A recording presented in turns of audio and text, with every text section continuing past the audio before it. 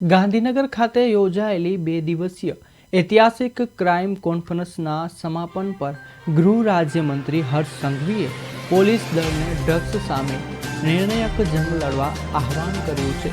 તેમણે શબ્દોમાં જણાવ્યું કે ગુજરાતની ધરતી પર પગ મૂકતા જ ડ્રગ્સ માફિયાઓના પગ ધ્રુજતા જોઈએ અને જો તેમ ના થાય તો પોલીસના દંડાથી તેમને ધ્રુજાવા જોઈએ। વર્ષ 2022ની સરખામણીએ ડ્રગ્સના કેસોમાં થયેલા ઘટાડા બદલ તેમણે પોલીસને અભિનંદન પાઠવ્યું હતું।